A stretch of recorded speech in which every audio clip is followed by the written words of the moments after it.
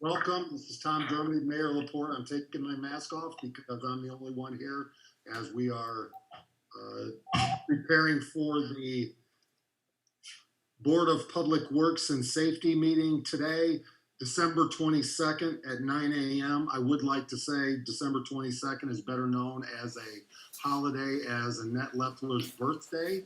So today is a special day, but we are working despite that. It is 9:02, and I'd like to ask Board Member Romine to do the Pledge of Allegiance. Pledge allegiance to the flag of America and to the republic for which it stands, one nation, under God, indivisible, with liberty and justice for all. Approval of minutes. Do I have a motion? So moved. Second. I have a motion and a second. Discussion? Hearing none. All those in favor state by saying aye. Aye. Opposed? Motion passes 3-0.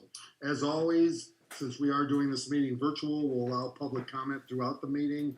As of right now, via Facebook Live and or conference call. Do we have any questions so far? No, Mayor. I'll keep an eye on it.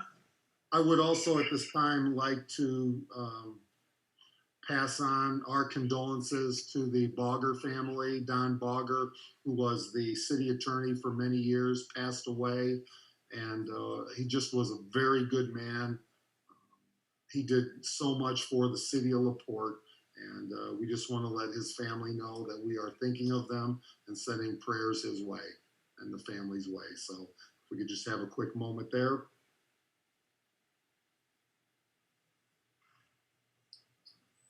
Thank you. Clerk Treasurer, claims approval. Okay, we have police fitness payroll 12/14/2020 in the amount of $4,616.04. Do I have a motion to approve? So moved. Gosh, I think, Do I have a second? you know what, Tom, I think I lost my volume for some reason, but I think, did Jessica, second. All right. Oh, it's back. Okay, sorry about that. That's, All right, we do have a motion and a second. Discussion? Courtney, this is the $750 per person that gets allocated. I believe it's $350 twice a year, Jess. Oh, okay. Why is it an odd amount? Why 4 cents? I don't know. I'll check into that. Okay, thanks. Once we're done with claims, I'll look into it and then I can let you know. Okay, thanks. Clerk Treasurer Parthene, that would be very helpful if you could find that out for us today. Thank you. So we do like to see that we have larger amounts happening with the fitness bonus, and we're more than supportive of paying that out. So any other discussion? Hearing none, all in favor state by saying aye. Aye. Opposed? Motion passes 3-0. We have payroll for December 11th in the amount of $403,659.58. I move we approve the payroll. Second. I have a motion and a second. Discussion? All those in favor state by saying aye. Aye. Aye. Opposed? Motion passes 3-0. We have civil city claims in the amount of $543,565.12, including December health insurance. I move we approve the payroll. Oh, Second. I have a motion and a second. Discussion? All those in favor state by saying aye. aye. Opposed? Motion passes 3-0. We have sewage claims in the amount of $162,003.63. I move we approve the sewage claims. Second. We have a motion and a second. Discussion? All those in favor state by saying aye. Aye. Opposed? Motion passes 3-0. Then we've got water claims for I'm sorry, it's $210,357.78. My apologies. And council didn't even run long last night. I move we approve the water claims. Second. We have a motion and a second. Discussion? Hearing none, all in favor state by saying aye. Aye. Aye. Opposed? Motion passes 3-0. I just wasn't sure if we're here to humor you or not today, so. Clerk Treasurer Porte. That's all for me. Utility billing write-offs. Oh, that's not all for me then. So, each year we compile a list of accounts that are eligible for write-offs due to death, bankruptcy, or the account reaching the collections life cycle limit. This year, utility billing supplied us with a total of $1,367.18 in proposed write-offs.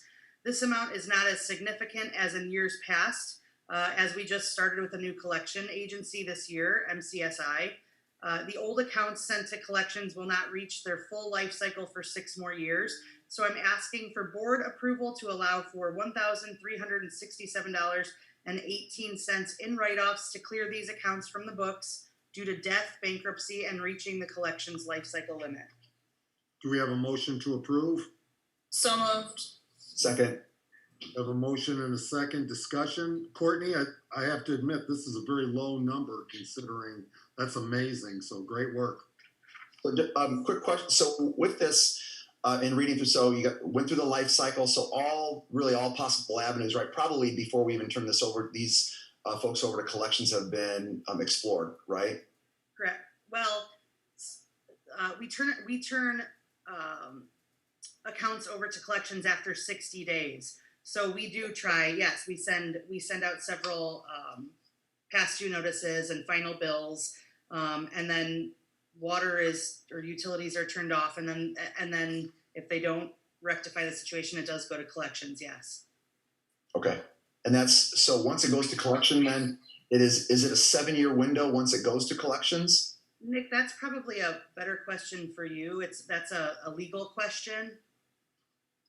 You generally have, so this would be a breach of contract claim, generally have like 6 years from the time of the breach to pay. Generally speaking, though, without getting into really the specifics of each one, Mr. Kosher, we've made the decision. I think it's the right one. The city has to.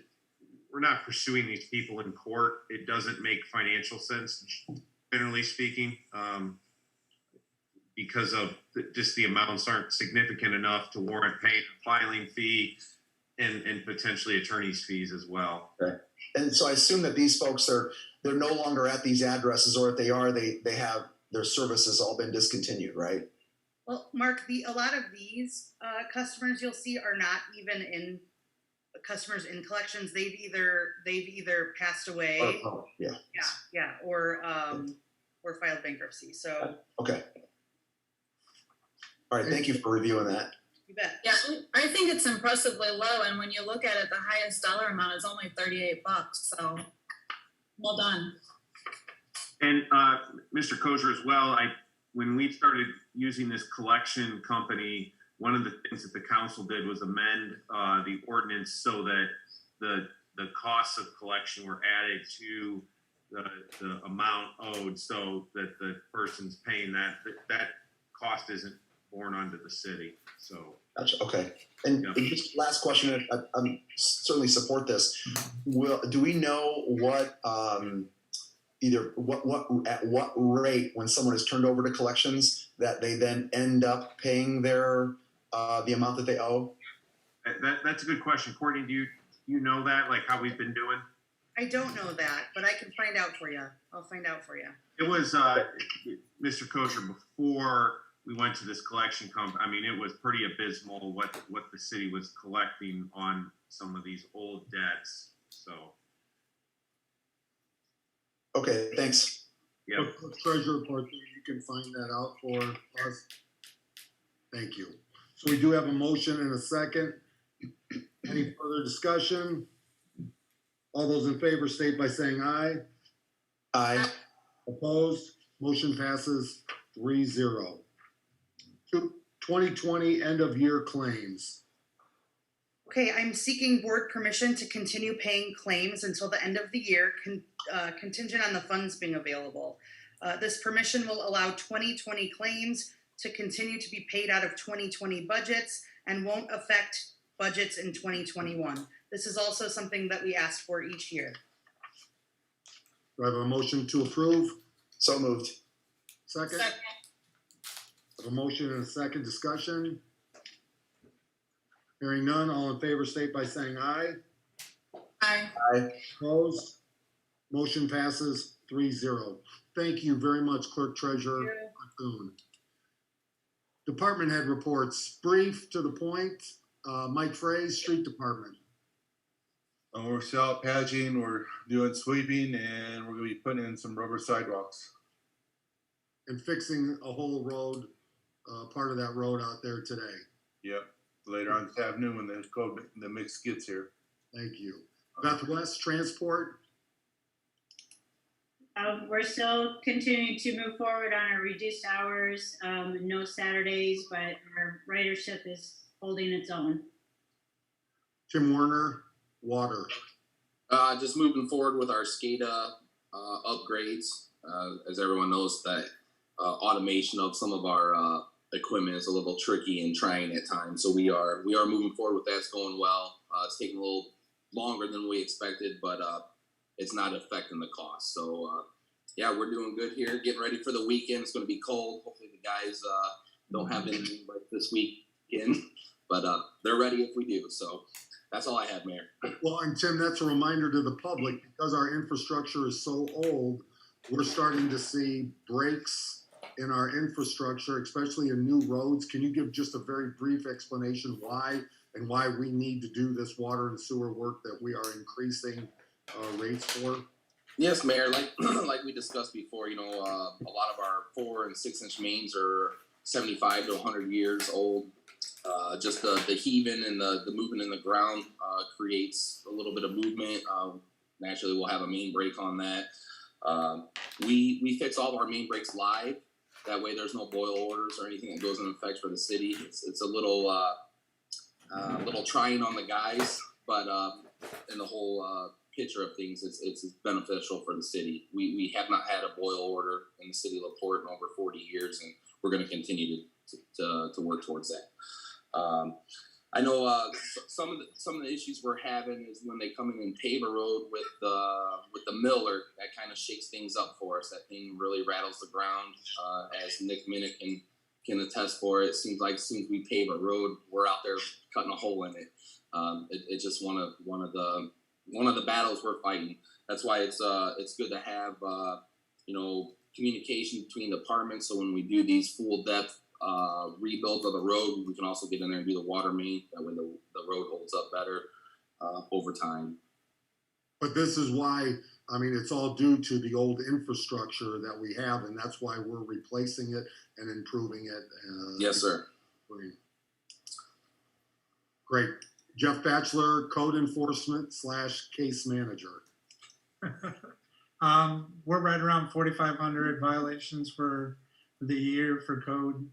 And then also we've been working over at 701 continuously, still trying to remove the people that's in there, find them housing, help them get jobs and so forth. And I just have to say, Jeff has been working day and night there. This has been going on for 6 months. It's actually been going on for 12 months as we've started. And he has been working day and night. And I want to remind also everybody that, we've had 275 police calls there this year alone, basically one a day. And they're not a hello, how are you? We're talking threats and intimidation, car theft, batteries, sex offenses, unwanted guests, drugs, harassment, fight progress, intoxicated people. So, when we have condemn this building, this does not solve the problem. This basically keeps people from living in an unsafe environment, but this doesn't solve the issue of all these problems, but it's the first step, and it's something we couldn't ignore. So we're going to continue to move forward with that. Mayor? Oh, go ahead, Mr. Koger. Just a quick question. So I know that when we spoke maybe a couple weeks ago about this, that it sounds as though a pretty large proportion of the folks that are living there were able to find other places to live, and that it's down to a very small number that maybe have not yet. Can you give us an update on that? We'll have options. We're probably, that we know of, and again, without going into the building door to door and be able to take off the doors or be able to get in the building, we don't know. We found new people that are squatting, that have been sneaking in there, living. But we believe we have roughly 10 to 15 tenants that have options to go somewhere. Some are choosing not to, and we're just working day to day. Is that fair to say, Mr. Batchelor? Yeah, I think one of the fair things is that right now I think there's 5 people or 5 families that plan on leaving today that we know of. There might be other ones, and that should put us around 10. But we're still in contact with landlords and that stuff. We've got reached out to a couple more to see, they're looking through their stuff to see if they can get a couple of them placed. And then also I want to do a shout out to Lisa Pierzakowski with all the work that she's did. We've worked hand in hand, and in all the other departments. That's this is what's good about working for the city of LaPorte. All the departments come together for situations like this. It's just not one person, it's a group of people all working toward a common goal. And that's what makes it so nice to try to help everybody. And absolutely, Lisa has been a fantastic partner. Also, the Healthcare Foundation of LaPorte, Unity Foundation, United Way, Swanson Center as well have all been pitching in. But again, let's be clear, this is not going to solve the problem. What it does do is solve an issue of a landlord allowing people to live in an inhumane type of facility. And we hope we can clean this up, and at some point somebody can make it in a usable, positive complex for our community. Is there a timeline on when everybody has to be out? Have they been notified? Is there a legal notice? How does that work? We notified them June 25th. Normally a condemnation takes 30 to 60 days. We decided to give 6 months. And on June 25th, 6 months from that point is December 24th.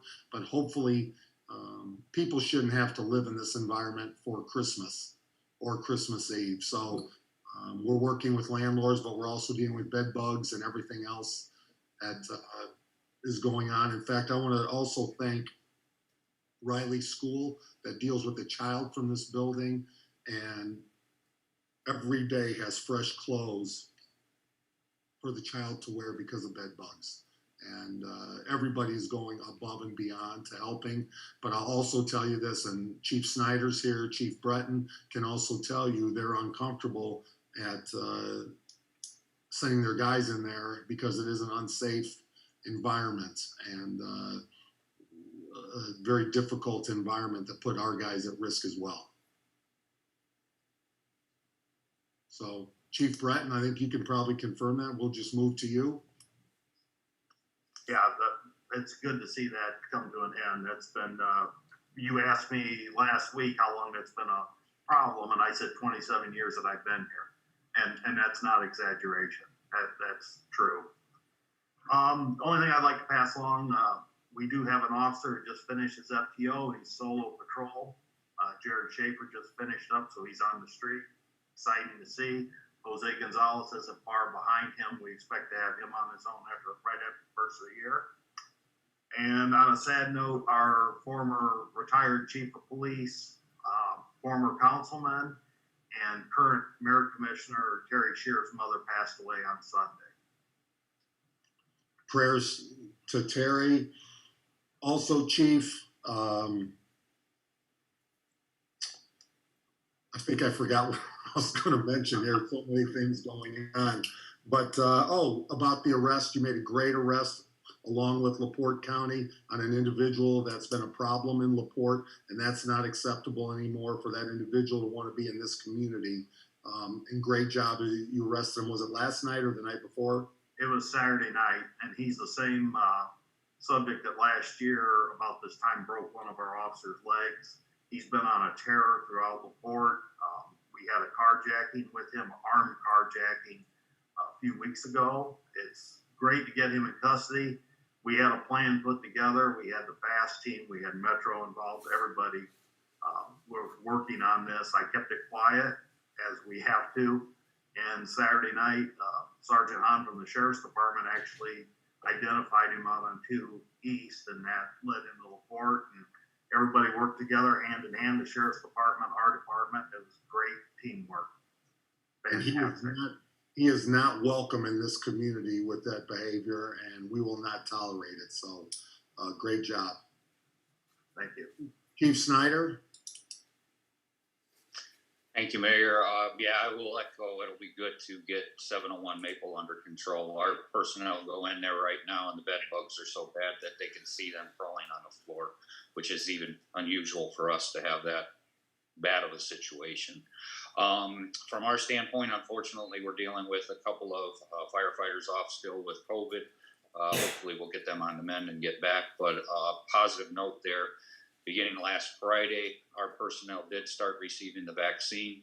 We had a few go on Friday, a few go yesterday, and the bulk of our members will be going today and tomorrow. And throughout, their schedule some appointments into January. But that's definitely a positive note from our perspective. Jen Knoll, Human Resources. We've got a few positions that we're looking for candidates on, engineering technician and utilities project manager. We just filled the code enforcement position yesterday, so that person will be starting on January 2nd with Jeff, and then just finishing up fitness membership reimbursements, just one of our many benefits that we offer to employees. Jess Bruder, Communications. Mayor, hey, a quick question. When Mr. Snyder brought up, when Chief Snyder brought up the COVID vaccines, are the police? Is the police department also, I imagine, very high on the list, right? Or did we? Maybe I missed it. Did we get an update on where that's at for our officers? I'll answer that for you. I reached out to Franciscan yesterday. We're going to be the next ones to go. They expect the health department's going to be contacting every certified officer in Porte County starting next week. So probably after the first of the year, our personnel will start receiving. Okay. All right. Thank you. Snyder, when will you be getting yours? Pardon me? Chief Snyder. I go at 9:40 tomorrow morning, Mayor. Is it optional or is it mandated for fire and police to have the vaccine? It's actually it's optional statewide because of the order that it came out under, and it's being governed by the state. It's called an emergency use order, and so therefore, under that type of order, we cannot mandate that our employees take the vaccine. Well, we will across the board be highly recommending. Yes, and we have been so far. Even the union has joined with us to really push for this, not only at the local level union, but all the way up to the international union to just show the benefits that this will put this in check. One of the things that make it much quicker that we can get this thing under control and move on. And as well, we are taking a stance that, hey, you still have to wear, if you are vaccinated, you still have to wear a mask. You still have to do the 6 feet, do everything necessary that you're doing before. Exactly, yes.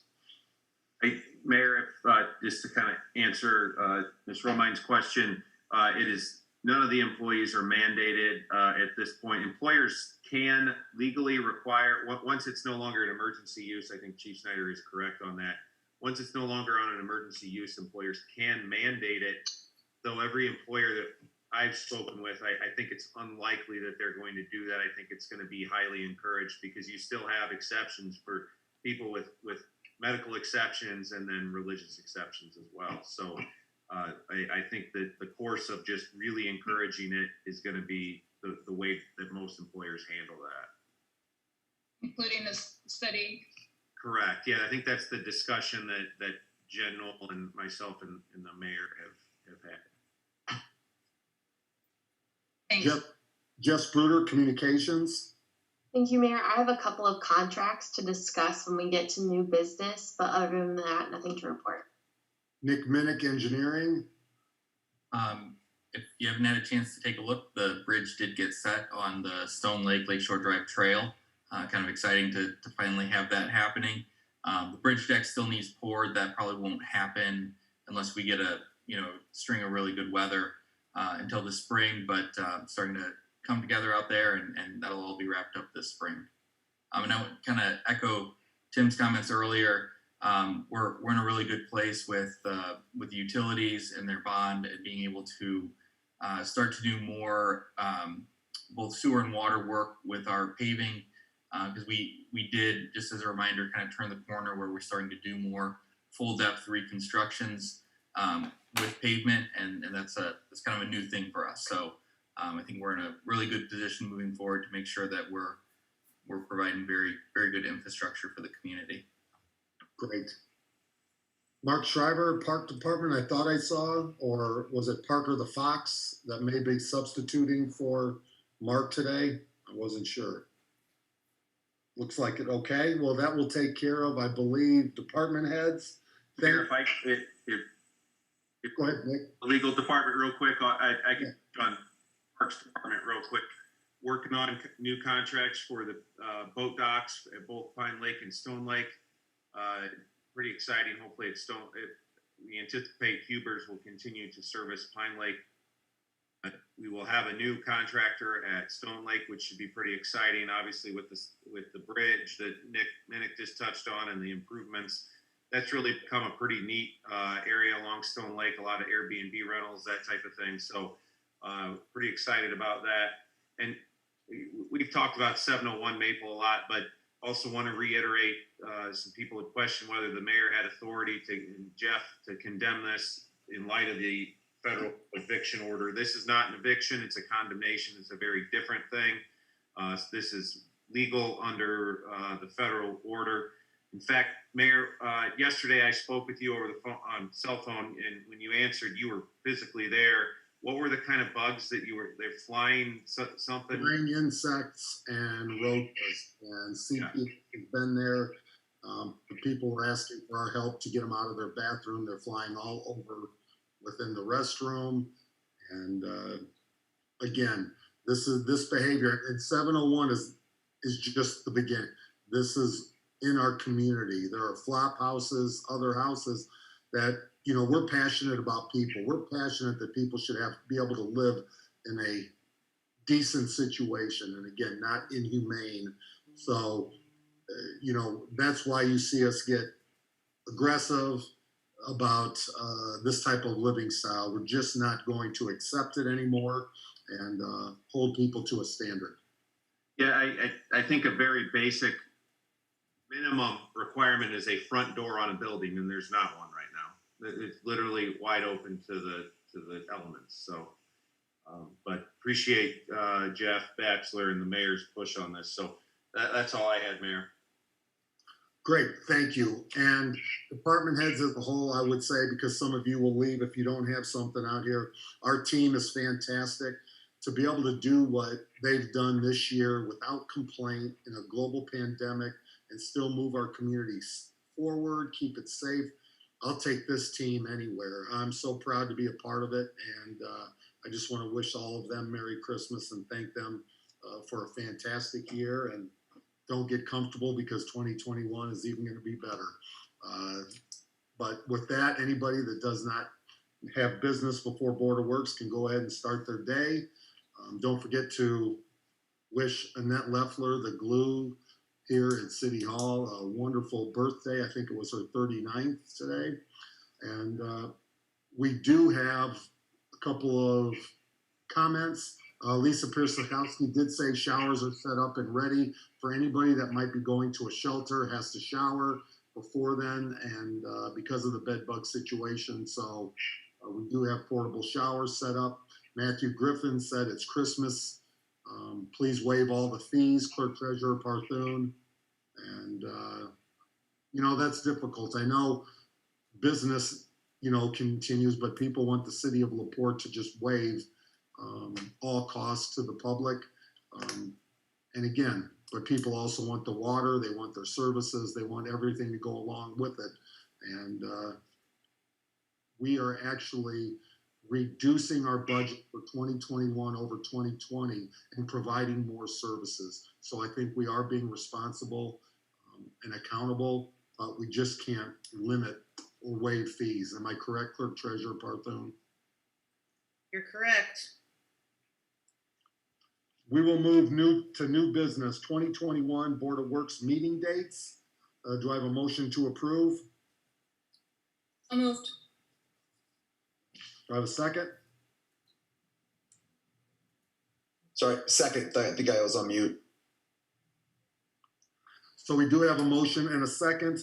You will notice that there's not an election day on here this year, so the date will not be moved because I think everybody's excited. There won't be an election in 2021. Any other discussion? Hearing none, all in favor state by saying aye. Aye. Opposed? Motion passes 3-0. Request for use, Bethany Church Christmas Eve service. Attorney Otis, I'm not sure, but this is pretty self-explanatory. Yes, yeah, they've been doing a lot of events, in the street, outside, that type of thing, trying to, like all churches, I think, come up with a way that handle COVID and still have services. So. And this is a drive-in Christmas Eve service. Do I have a motion to approve? So moved. Second. We have a motion and a second. Discussion. Hearing none, I'd also like to thank Dennis Meyer for his $1,000 contribution to Salvation Army to help us get over the goal. With that, all in favor state by saying aye. Aye. Aye. Opposed? Motion passes 3-0. Request for use, NIPSCO project, Anthony Behringer, who is online here. Anthony, would you like to speak to this? Yes, good morning, everyone. Sorry about jumping on the agenda late. I actually reached out to Annette yesterday to ask how do I join the Zoom call, and she says, well, you have to get on the agenda, so I apologize for, I guess, not really understanding the process as well as we should. So I did want to discuss this morning the modernization project that we will be performing here starting on January 4th throughout the town, or throughout the city, I should say, and we're expected to finish late May, possibly May 21st, for where our schedule is sitting right now. So during the course of this modernization project, we will be requesting or requiring cost road closure and lane closures of the city. So I did want to bring that up today. I did file the request for use last night, submitted that to Annette, so the paperwork is out there, and it does have detailed explanations, time frames, and which intersections and the blocks we will be reduce traffic impact on. So I can certainly walk through that list if you'd like me to, or for the sake of time, if you'd like to refer to the request for use application, however you'd like me to go with that. Do I have a motion to approve? So moved. Second. I have a motion and a second. Discussion, and don't worry, Tony, we're all in this together, so. All right, buddy. Get this done. Appreciate it. Member Kosher, you had a question? No. I did, Mayor. Anthony, we've been working with NIPSCO on some upgrades, particularly on A Street. You did a pretty significant improvement update to the substation there. Can you just kind of explain generally what you're doing with the modernization project here? Sure. So we have approximately just shy under 3 miles of the three-phase distribution line that runs from approximately right where our local operating area is there, right off Route 2, with the Colfax. That line runs up Weller to Pine Lake Avenue, down to Perry Street, zigzags around to Washington, over to our substation there behind the hospital, right by the hospital. So this infrastructure is all incredibly old. we're looking somewhere between 30 and 50 years. I know that was brought up earlier as well.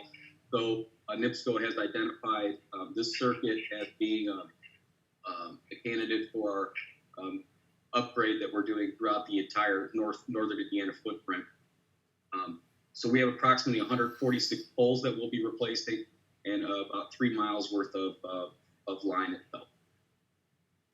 When you say poles, what is it going to be? The same type of poles, or will it be something different? Yeah, so right now the way we work it out with the city as far as funding and getting blessed as far as getting returns from the ratepayers is that most of everything is pole replaced as is. So if you have a 50-foot pole, typically you will replace that with a new 50-foot pole, depending on specific standards now between now and 30, 40, 50 years ago are definitely different. So there will be some changes in pole height, but typically everything will be replaced like for like. Thank you. Any other discussion? Hearing none, all in favor state by saying aye. Aye. Opposed? Motion passes 3-0. Thank you, Anthony. Thank you, everyone. Jess Bruder, LPCSC Public Access TV Agreement that I believe Mr. Otis, Member Kosher, should abstain from voting on this because yes, if he's still on the school board. Yep. So Jess Bruder. So as we move into our contract with Duneland to stream our meetings online, we also wanted to be able to provide a TV option for viewing. So this does that. It's just another viewing option for our residents as we move into 2021. And I'm excited about using the school corporation because, again, it gives the kids an opportunity to experience what it's like putting this on TV, correct? That's right. I believe it is a student-run channel. Whether it's a class or a club, I'm not sure, but I know it's the students get to play a hand in this. Do I have a motion to approve? So moved. I will second that discussion, and I would like to thank Alco TV for their great work over the years. But I think Jess Bruder did a fantastic job bringing this and really finding the opportunity to partner with our local school system and allow our kids in LaPorte to work with us and see, how you get this from a virtual meeting to in everybody's home across the city of LaPorte. And Mayor, the contract's already been signed by the school, and we also working with Jess. In addition to the regular meetings, I think we talked out 10 additional, not necessarily meetings, but maybe like the state of the city address and other special events that can be shown on their station as well. Well, I do have a motion and a second. Any further? Mayor, so I of course I will be abstaining. I just wanted to comment though. This really is nice to kind of have this return to the opportunities that kids used to have many years ago from a vocational standpoint with regards to the programming and running the station. So I remember years ago when that was available, and then not really sure why it kind of went away quite some time ago. But it is very nice to have this opportunity for students. Absolutely. All those in favor state by saying aye. Wait, I have one question. And Nick, I don't know if you have the contract in front of you, but under the scope of services, it says 2 monthly LaPorte Board of Works meetings, 2 LaPorte City. Should it say 2 monthly for each one? Yes.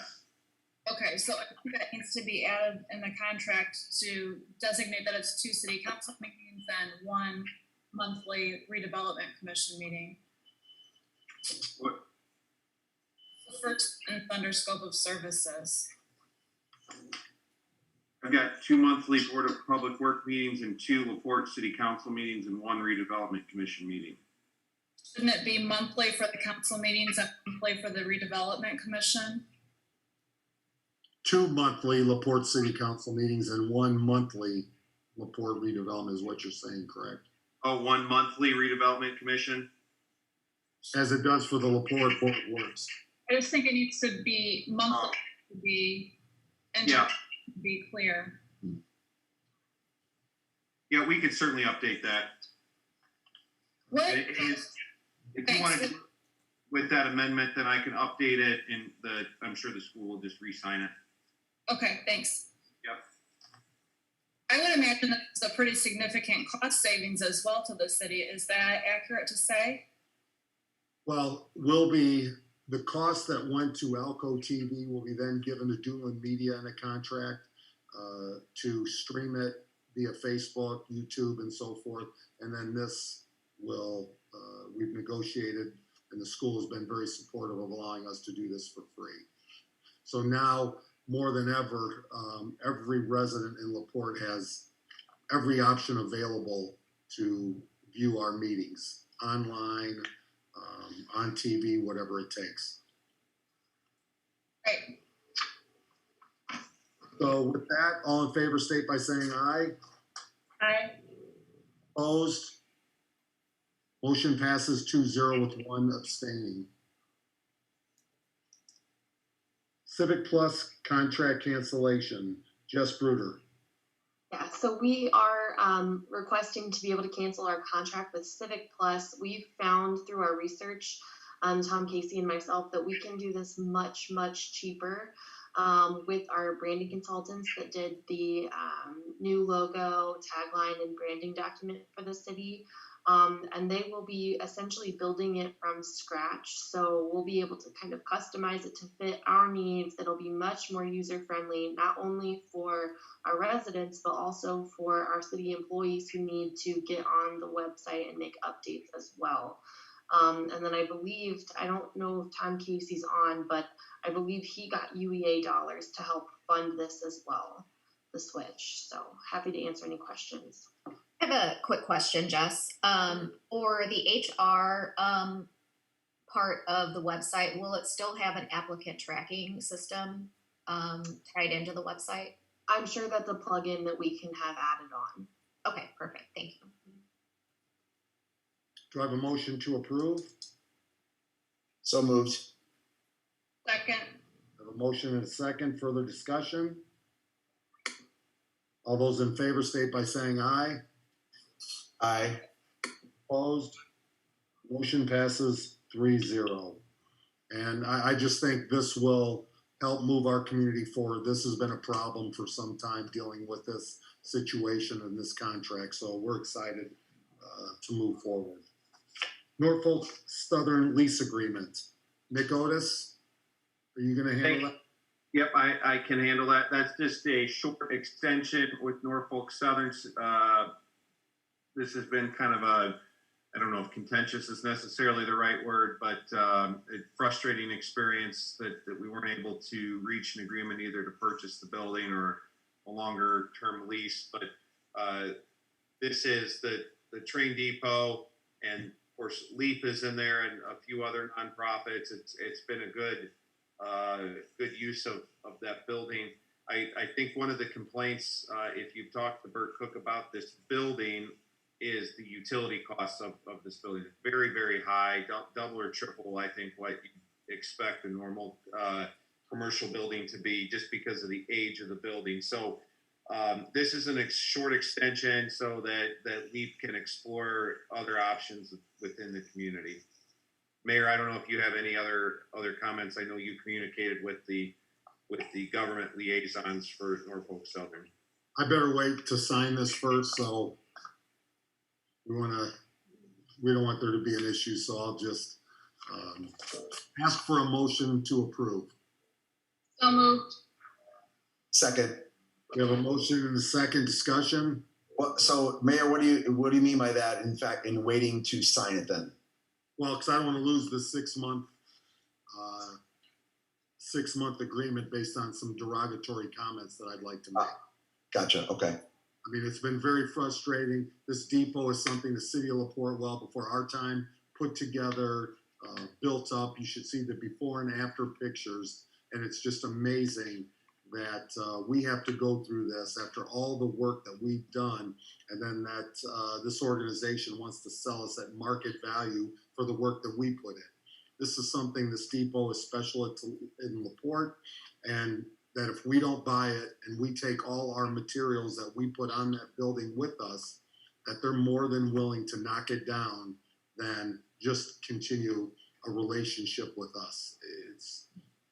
It's shocking, but we hopefully will get there. We have somebody that is trying to, help us here from Norfolk Southern, and hopefully this will be a start for the next 6 months, but frustrating to say the least. So this contract names the chamber, LaPorte Chamber, as the tenant and has them as the signers on this. So are you signing as part of LEAP, Mayor, or is this something that Bert will sign?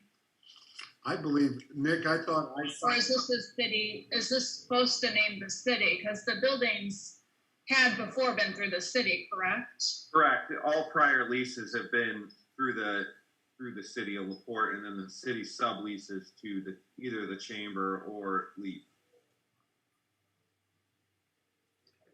So let me take a look at it here real quick. And it's still under the Greater LaPorte Chamber of Commerce, which I'm not sure because the current or the. Well, it actually should be, and I'm sorry to interrupt, Mayor, but it actually should be under Ledsey, I believe. If you look at the separation between the chamber and Ledsey is the one that initiates all things having to do with the buildings. My suggestion would be to just change on the that's a good point, Mr. Romine. I would just remove the chamber and put the city of LaPorte, because it has always been the city of LaPorte. So this was prepared by Norfolk Southern, but I mean the intention was that the city leases it. So okay.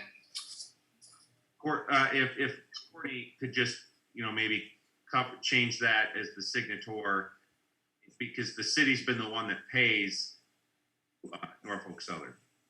Right. Yeah, I agree. I think that would be more appropriate rather than the chamber having any clawback. Absolutely. Thank you, Member Romine. So with that, I do have, I believe, a motion. So do we need to amend the motion then, Mr. Otis, or is it acceptable just to the discussion piece of this? I would just go ahead and I don't think you need to amend it because it's still the city signing it. I would just have to change the signature block. Gotcha. Okay. Treasurer Partoon, are you comfortable with that? Yes, I am. Thank you. All right, so I do have a motion. Do I have a second? Second. Further discussion? All in favor state by saying aye. Aye. Opposed? I'm sorry, Member Romine, did I hear an aye? Aye. Motion passes 3-0. Jeff Batchelor, request permission to lease a vehicle.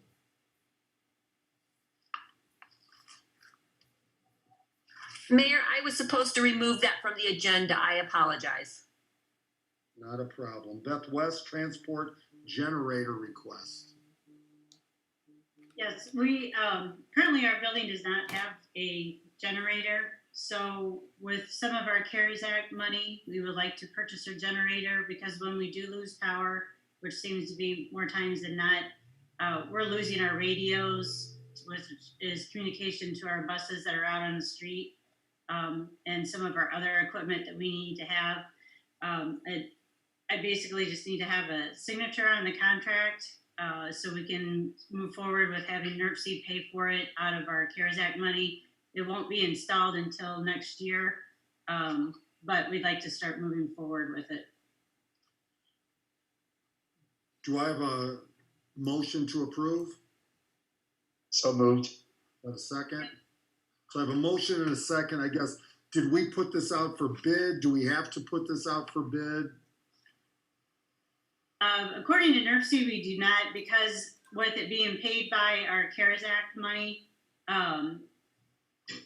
they're abstaining to have bids put out for things with the CARES Act money since it's 100% being payable by them. What's the total amount, Beth? 10,302.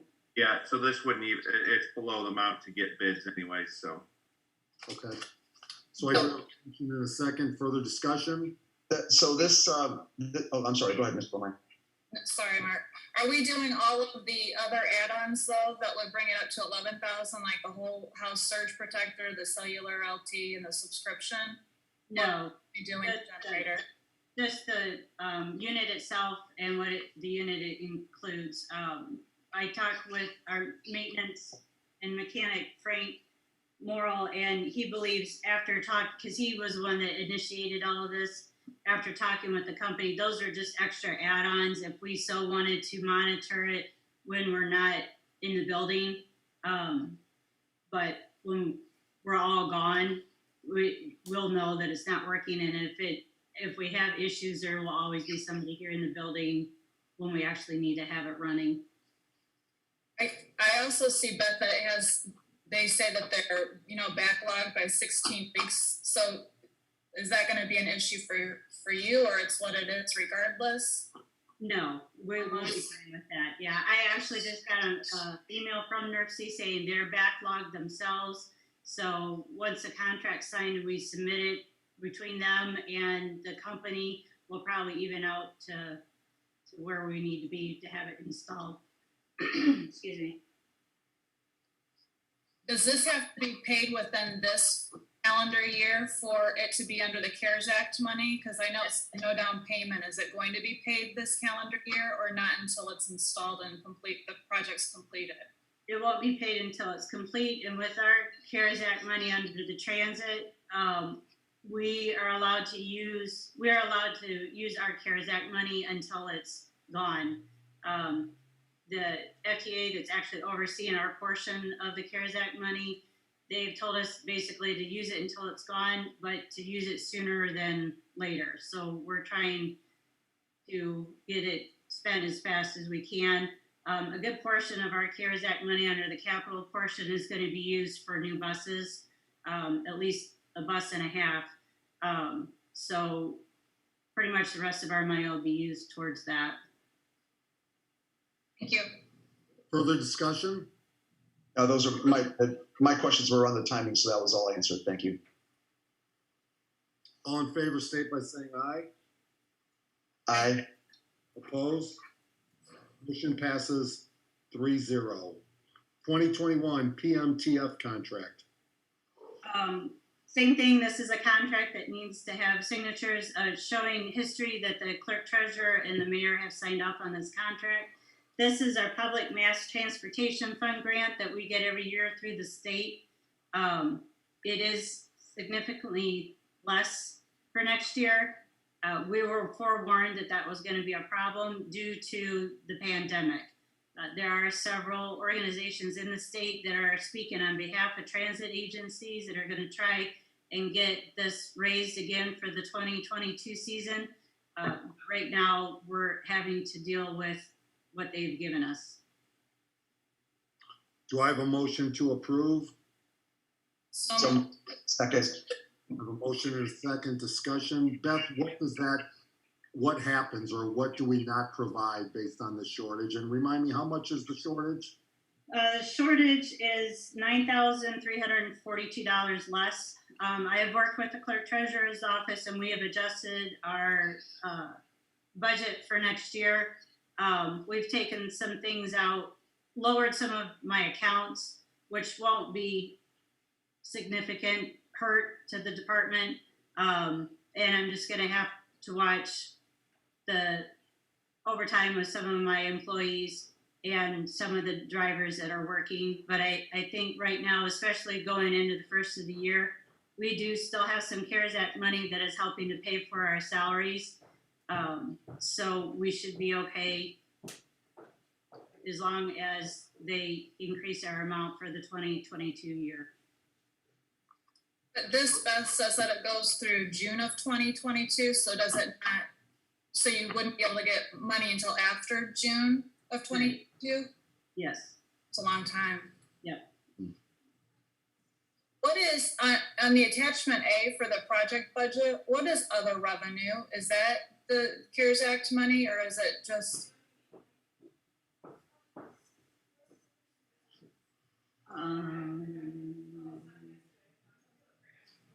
Where do you see? Where are you asking? Which? It's on attachment A for the project budget. It has all of the operating revenues listed. It has other revenue for 21.6 almost. I'm just curious what other revenue would be for transport outside of fares.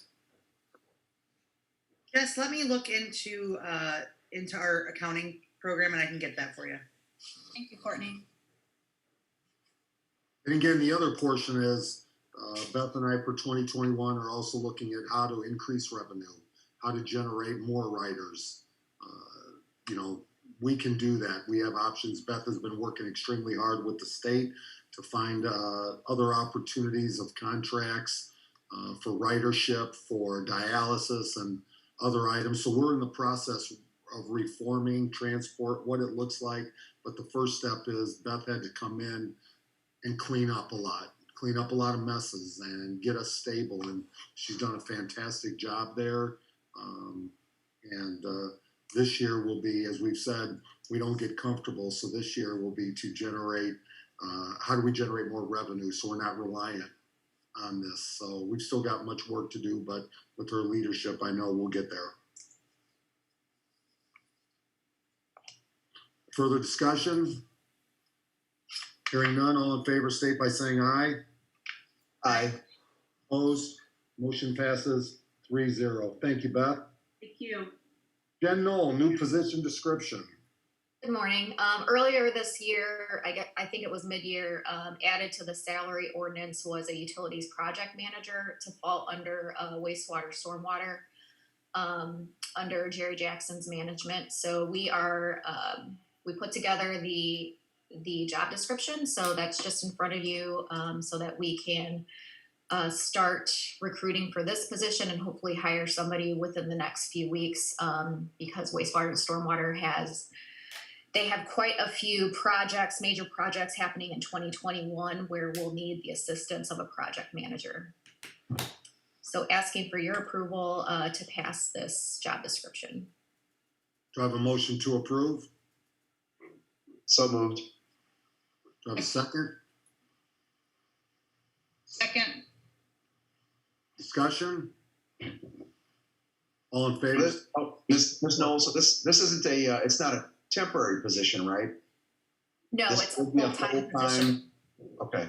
Yep. So in talking about kind of the projects, this is anticipation also of, continued project work, right, for quite some time. But overall, so I guess I'm wondering, like, is this something that should be a permanent position?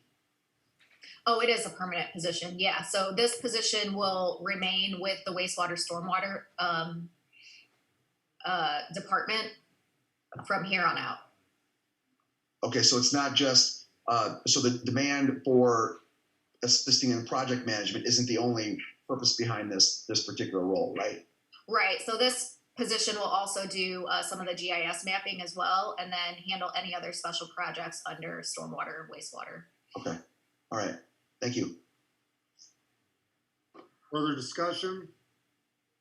And again, this is a much needed product or job. I mean, we are thin, we are lean, and we have projects that are happening that we need those individuals that are communicating with contractors and consultants. I'll move forward. So I think this is important. All those in favor state by saying aye. Aye. Opposed? Motion passes 3-0. Risk Management Center License User Agreement. This is the contract for our safety training platform, which is the Risk Management Center. It's through GIS, our insurance broker. So earlier this year, we made a really big push in that we are a safety culture here at the City of LaPorte.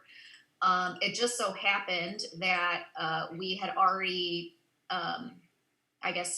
started using the RMC or this platform, and then COVID hit. So it's been a really huge benefit to have these safety trainings that are available online. To date, we have completed citywide over 400 trainings using the system. So it's certainly something that we use, and it's got a lot of programs available to every single department in the city. Each department head has access to assign their employees specific safety trainings related to their departments and their job duties. So this is the first year that we will be having to pay for it. GIS has allowed us to kind of pilot the program last year, and so we saw such a great benefit that we want to continue using this, and so this is the contract for it. And we will be utilizing the 10% discount by paying in advance, paying the full annual fee in advance. So we'll get 10% off of that $6,000 fee. So just asking for your permission to move forward with the contract. I'll make a motion that we approve the contract. So move, or second, sorry. We have a motion and a second. Discussion. This is really great value because if you said you have over 400 training sessions and we're doing like, and it's costing $5,400 a year, that's less than $15 a training session. So. Right. And it's unlimited. I mean, we can assign a lot more than that. To date, our Parks Department has really been the one that has used it the most, but coming in 2021, we're hoping to make a push for all departments to have a minimum number of trainings. Great. Any further discussion? Hearing none, all in favor state by saying aye. Aye. Opposed? Motion passes 3-0. Amend overtime policy. So this one, this is an amendment to a resolution actually that was created in the year 2000 regarding our overtime policy here at the city. Since we started auditing payroll that comes into the clerk's office, we've had some confusion and I guess misinterpretations of what the policy actually reads. So this resolution just clarifies that language so that there is no confusion moving forward. We have not changed anything within the policy or what the policy was intended to be. We're just clarifying the language so that it's easier to, I guess, to read for the departments when they're actually submitting their payroll to the clerk's office. So I am asking, and we worked a couple of versions of this out with the clerk's office, and this is the best that we've come up with to make it seamless. So just asking for your approval to amend that resolution. So moved. Second. We have a motion and a second. Discussion. Just it seems pretty. Just in kind of reading through it, it seems pretty obvious, like the problem that you're trying to address here. Were there situations where we were, paying out the overtime for employees that were, kind of maybe meeting the letter of the, not the policy, but, when it was passed in 2000, meaning the letter of it, but really kind of sort of violating the spirit of it and, maybe taking 2 days off and then asking for overtime because, including those maybe 8 hours of the 2 days. Were we actually doing that, or is this just to make sure, to clarify? So yeah, PTO and sick time, the way it's written, is counted as hours worked when getting to the 40-hour work week. But then after that, there was some unknowns on if an employee has already reached their 40-hour and they take a vacation day, do they get paid overtime for taking that vacation day? And the answer is no. We never pay overtime for a PTO day or a sick day because that's a benefit that's budgeted in. And so this is just to clarify that. I've also never seen, another organization that would pay overtime for a vacation day or sick day that's taken. Yeah, it makes a great deal of sense. I just wondered were we in a situation that we have had to pay out overtime because of the lack of clarity? Yes. Okay. All right. Absolutely need to cover that. Mr. Kosher, I expand on that. And one of the difficulties that the city has that maybe some businesses don't have is we have very different types of departments that serve very different needs, have different hours. And so we want to have one policy that applies to every department. It is in practicality pretty difficult, I think, to kind of make that work.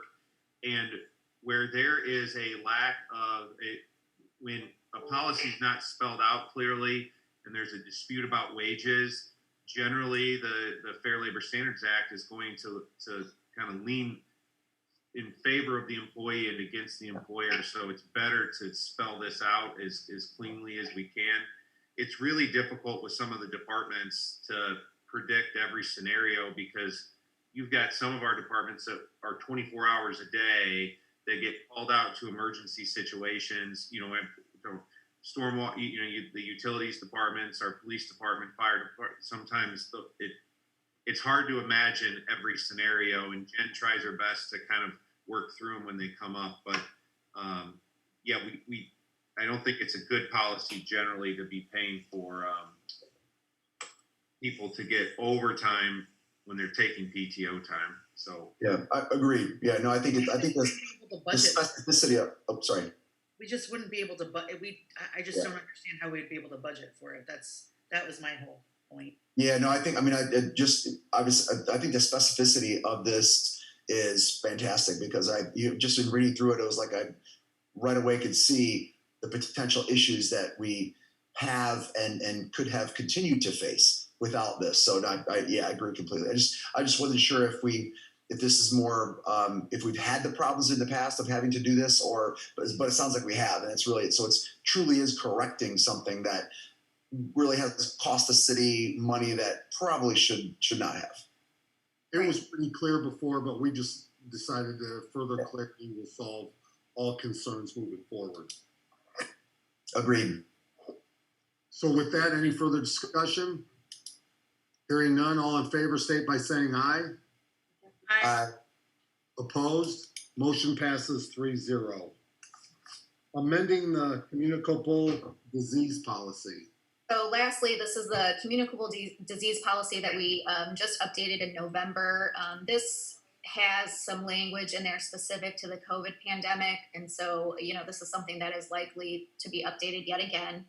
But we have added some of the symptoms that the CDC has updated. And then we've also updated some language regarding discipline if an employee comes into work knowing that they have symptoms related to COVID and potentially exposes other employees. So there's some disciplinary action language in there. And then attachment A is the fire department protocol. And so that was actually reviewed by the fire department union and then also the chief. And we've added some language in there to make it clear for what is expected for the fire department as well. And then on top of that, we also added an acknowledgement receipt so that we can keep track of who has reviewed the policy and who's received it in case there are any issues moving forward. So asking for your approval on this updated policy. Do I have a motion to approve? So moved. Second. I have a motion and a second, and this has to be, it's the last thing we want to do, but with discipline, we have to have people taking this serious every single day. We have stressed early on, family first, that we care more about, first about your families, every employee's families, and do not want to put anybody at risk. So everybody's got to do their part. And unfortunately, we've reached a point where discipline needs to be added to this and approved. So with that, any further discussion? Hearing none, all in favor state by saying aye. Aye. Opposed? Motion passes 3-0. Thank you. Mary Ann Richards, open quotes for demolition of 603 Tipton. Good morning. I attempted to solicit 6 quotations for demolition of 603 Tipton, and I did attach what I call a scorecard for your use in recording the amount. So hopefully Courtney has some quotes to open. Treasurer Parthun, can you open any quotes we've received for 603? We received 1 quote. So let me open that. It's from Pavey Excavating.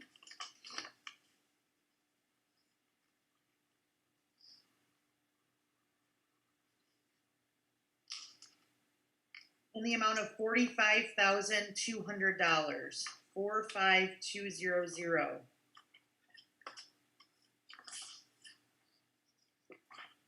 So I guess we take the motion, or do I have a motion? So moved. Second. Yeah. There's a motion and a second. Marianne, I feel like that number jumped on us. Is there, I don't want to get to the point where we only have one bidder and then all of a sudden that number starts to rise for a demolition. Is there a reason why 603 Tipton might be more expensive? It's a brick house, and it's a sizable house. Also, it is very close to the house on the south side of it, and they're going to have to take it down by hand. So there's a lot more labor involved because of how close it is. And these dollars will come out of CDBG? Yes. I have a question, Marianne. I think this was the one you and I talked about last week. You had some talk through it, but I'm looking here on Beacon. Is there 2 buildings on that property? Right. There is one parcel of land with 2 structures. One has the address of 104 Grove Street. That's the property that faces Grove. This is the second structure on that parcel of land, and it faces 603 Tipton. So are both of those structures coming down then? Yes, 104 Grove Street. Quotes have already been solicited. A contract's been awarded and signed. And 603 Tipton will, I bet you both of the properties will probably come down at the same time because Pavey got the contract for 104 Grove Street. And I would imagine he would probably take down both properties at the same time. But this property at Tipton Street is probably within 5 feet of the next door property. So there's going to have to be some TLC given when that house is taken down because it could damage the house next to it. And that house is occupied. So, Ms. Richards, it's in your, and I can't remember some of the figures of the various demolitions we've approved now, but certainly, just like the mayor, it immediately struck me as it was read. Given kind of your experience with demolitions and the prices, and in particular some of the nuances of this demolition, do you feel like this amount, even though it kind of stands out to all of us, does seem appropriate for the challenges for the demolition? For the challenges, yes, and for the size of the building. Do you think the only other thing I was thinking of is, I mean, so of course the efficiency for any company that would do a demolition to be able to have 2 demolitions right next to each other, there is an efficiency there. I'm wondering if by having bid these both separately, which, is fine and maybe it's even legally required, did we prevent being able to maybe capture a lower price overall for the 2 demolitions? That's possible. I wasn't sure how our demolitions were going to run, especially with Tibma, the bakery. So I bid them out separately because I didn't know what kind of money I was going to have left for each project. And also, every single one of these houses is requiring asbestos remediation in order to take them down. That's coming out of CDBG too. So I decided to parcel them out individually so that I knew whether or not I was going to run out of money. That's okay. So at this point, I guess, so given the fact that this does seem like an appropriate amount for some of the challenges with the space and the proximity to another building, is there anything we could do to try to, sort of maybe capture some of that potential savings? Or is it at this point, and maybe this is more of a legal question, at this point, is it really too late to do that? And do we just need to kind of move forward with it? Mr. Kosher, I think on the Grove Street, that's already been awarded, correct? Yeah. Marion? Yeah, so that would be too late, which does make it a little difficult to probably try to pair them together. I think the bigger issue beyond these two projects is we really had difficulty getting people to bid or quote on some of our demos. And I know it's something Mary Ann and I have talked about it. We're trying to get more people. I know the mayor's reached out and, on a couple of these other projects. I think on PR's bid on a couple, I think. I don't know if they bid on this one, but we want to invite as many people as possible because I think Pavies does very good work. I think Mary Ann have always been happy with them, but man, I mean, they in a sense have the city over a barrel because there's not a lot of other people bidding on these projects. And I'd also like to. Schaffner would bid because they submitted a bid for the property on Pulaski, and I didn't get a bid from them for this one. I'd also like to add PR if PR hasn't been on there. They're a local company, as well as if Nick's good with this, GE Marshall has bid in the past. We could add them to a request for quote. Well, I think you send it to as many places as possible. I mean, nothing hurts by doing that. I mean, I joked with a friend of mine. I said, man, this might be the right business to get into. You buy some equipment right now. I mean, I think there's some money to be made because there's just not a lot of companies that are doing it. Unfortunately, but it definitely, Mr. Kosher, I noticed this when I became the city attorney because we have been demoing a lot of buildings and the price is drastically different from, I think of the A Street houses that we took down for NIPSCO next to the NIPSCO substation, and their houses they're row houses. They're built exactly the same, and some of the quotes were double what the next door neighbor house was. So it maybe Nick Minnick could chime in if he's got any comment on that. Yeah, and I think a lot of it varies based on when people are available, and we've had several people reach out and say they were interested in bidding, and we've maybe received one and they didn't get it and then they didn't bid again. Another route we could go if you're starting to get concerned and see who's out there and who wants to bid on a project like this, we'd have to make sure we have some additional requirements in our these are all quotes in our package, but we can advertise publicly in addition to the sending out quote packages. So usually we send out quotes because it's the quickest and most efficient way to do it. But we can go the route that we would follow for any public project over $150,000, which would be actually putting out for a formal bid. Like we did that on the Tivma Bakery.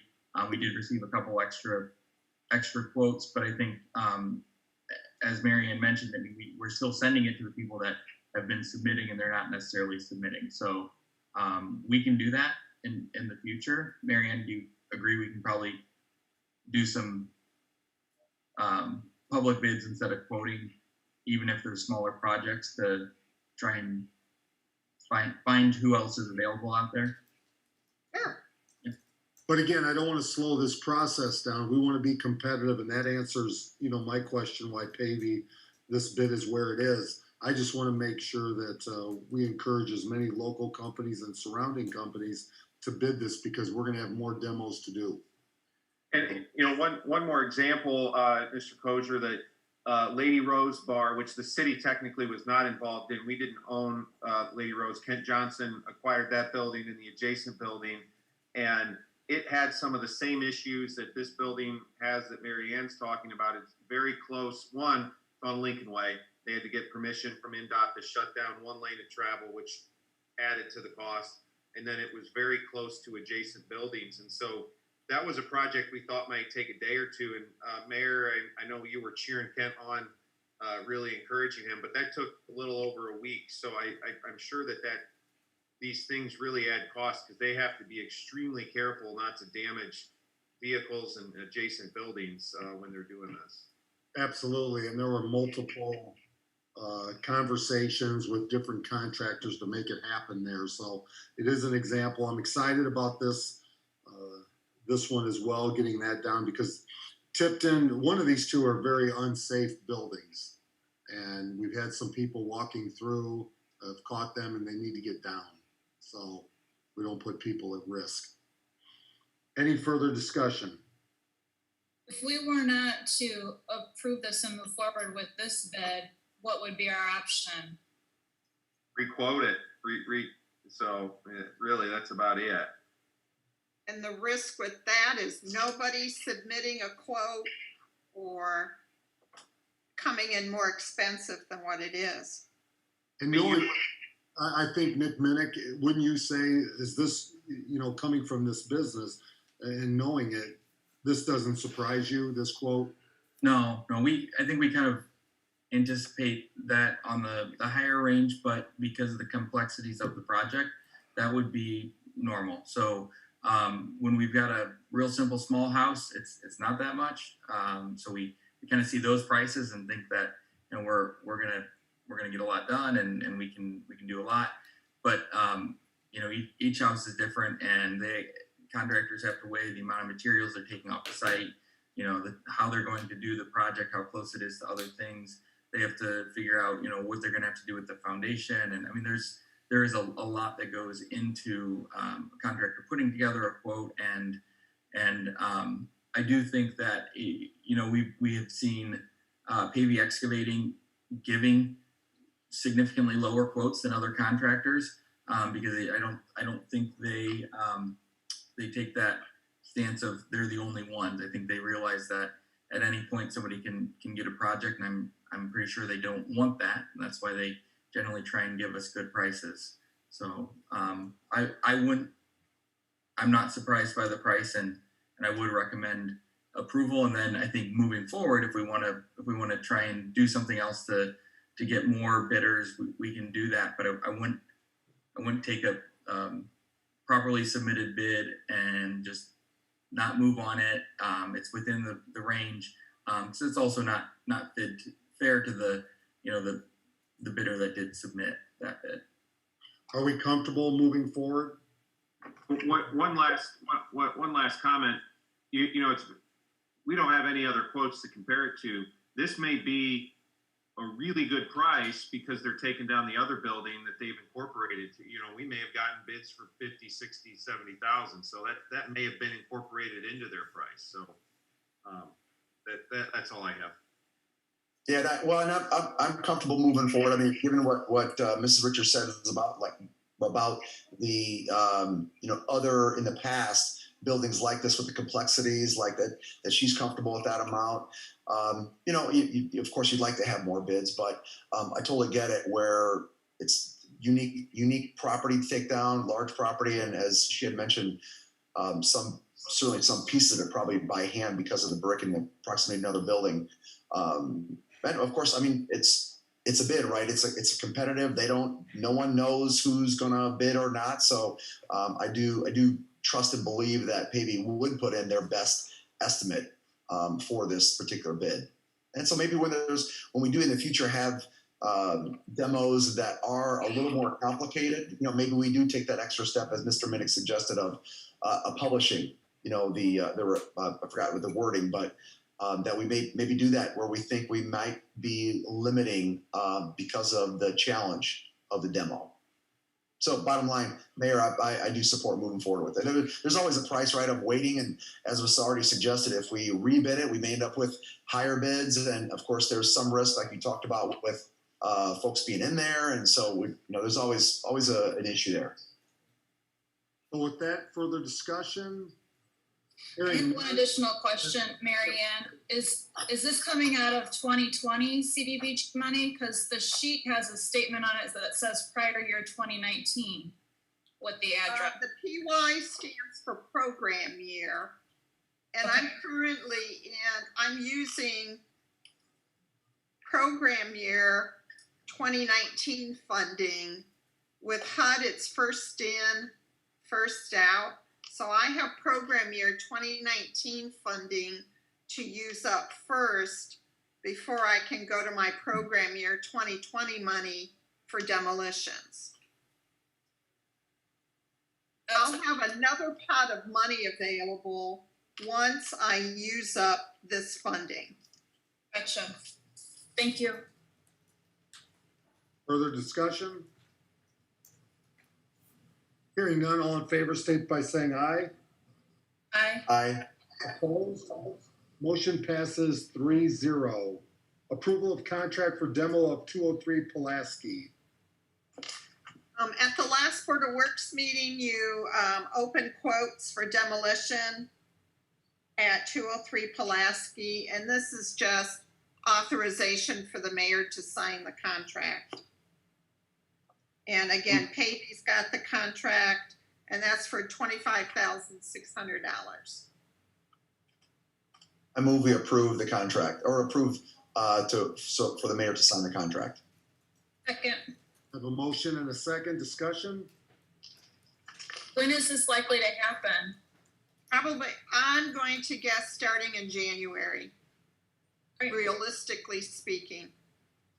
I love to hear that. That's great news. Further discussion? All in favor state by saying aye. Aye. Opposed? Motion passes 3-0. Accept quote for asbestos remediation at 219 East Lincoln Way. This is a structure that I inherited. The contract was awarded for demolition back in August. And I've got a contract signed, taken care of, but we can't demo anything. There has not been a notice to proceed issued because we need to do asbestos remediation. And the amount from Clean Air is $10,480. There is asbestos pipe wrap on the inside of the house, but outside the exterior is this transite siding, which is the same stuff that was on 203 Pulaski. And that all has to be removed and disposed of prior to demolition. So we can't tear this house down until we get the asbestos removed. And Clean Air did the assessment report, and also they do remediation, and they've done the asbestos reports and remediation at 203 Pulaski, 104 Grove, and 603 Tipton. So I had them give us a quote, an estimate at 219 East Lincoln Way. And Marianne, this is AutoZone area across the street or further? This is across the street. Okay. And this is a house that the city owns, and there's a current, there's a fairly significant foundation cave-in. So I see this as a priority to get this house down because it's just not safe. Do I have a motion to approve? So moved. Second. I have a motion and a second. Discussion? Marianne, two questions. The estimate has a address on it of 209 East Lincoln Way. Is it 209 or 219? It's 219. Okay. And then where is the money for this coming from? Is this CDBG money from the program year 2019? Yes. It seems as though this is in line with, I mean, I can't remember the exact figures, but it seems like this is in line with prior remediation we've approved. The house at 203 Pulaski was almost 15,000, and this is 10,480. And then some of the smaller projects, like just removing the pipe wrap, it runs $5,000-6,000, depending on how much is there. Gotcha. Okay. It seemed like an appropriate amount. I would agree. Further questions? All in favor state by saying aye. Aye. Opposed? Motion passes 3-0. Thank you, Marianne. Thank you. Nick Minnick. Yes, so you should have in your package an acceptance for our Hanley Safe Routes to Schools project. This project's been done for a little while, but we did have some additional time in there to make sure that the trees were growing and healthy and were planted properly.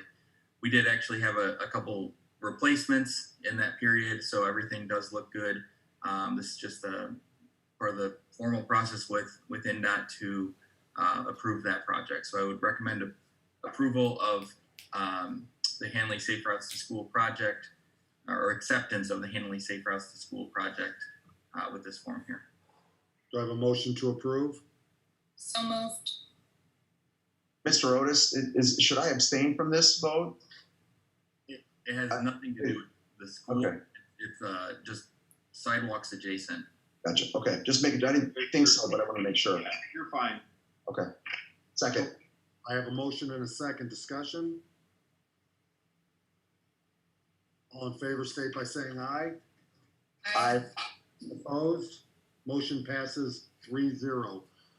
So when we bring the Frankie Highway on the south side of 18th Street coming next year, you'll be able to vote for that too, because that's something that is going to be amazing for kids to walk to school, and we are very excited. I think we may have already approved it.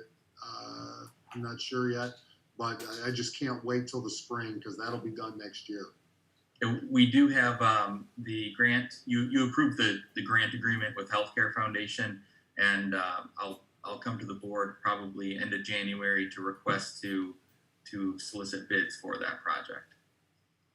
I'm pretty pumped about that too, Mayor. I've almost gotten hit by a couple cars running on 18th there. So I tell you, but Mayor, kind of to Mr. Otis's point, I think obviously great for the kids in the area, but just, I'm over there a lot, riding my bike or taking the dog, or this will be really nice and much needed. And it'll be wide enough for bikers, for walkers, and go all the way down 18th Street, down Kingsbury Ave to Southmore. And think about it. We've been very fortunate that we haven't had a major accident or something there with a walker, a child, or anything. So I just can't wait for this project. So did we approve that? Yes. Yeah, here. Thank you, Nick Minnick. Paul Breton, LPPD equipment quotes. I believe these are the quotes in front of you are for the cars that we approved earlier on the bid of the 10 squad cars. Through the DNR Electronics, that's somebody that I buy through direct. We don't go through a dealer. I want to point that out, that we were grandfathered in. It's 30 to 40% savings that we buy this direct. Myself and the Sheriff's Department buy all our equipment through them and have since 2007.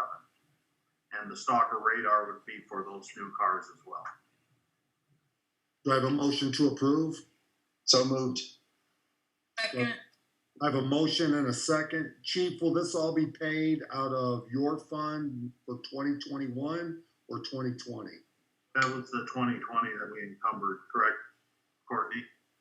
That's what we voted on Yes. went for the council last night, yes. Okay. Further discussion? Are these quotes still, these quotes are back from September, are they still?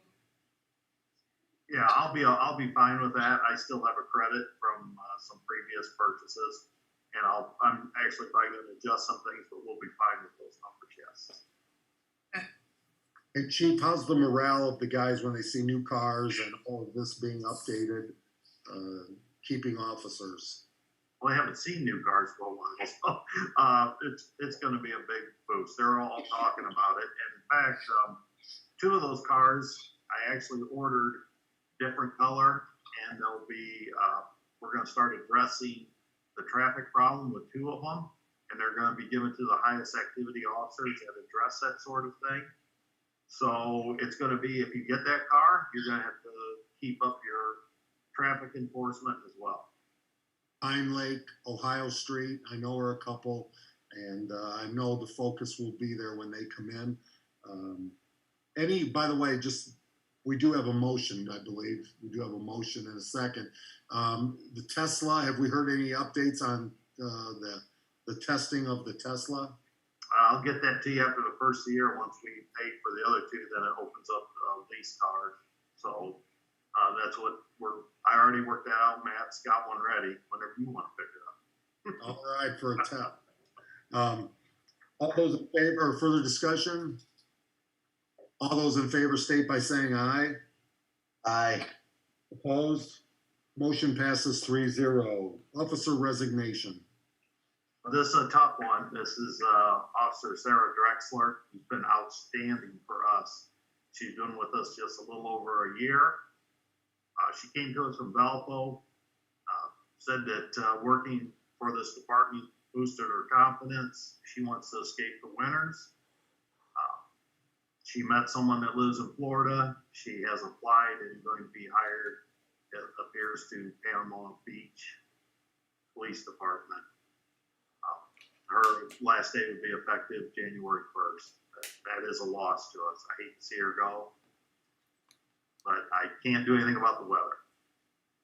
To compete with sunshine. Right? Do I have a motion to approve?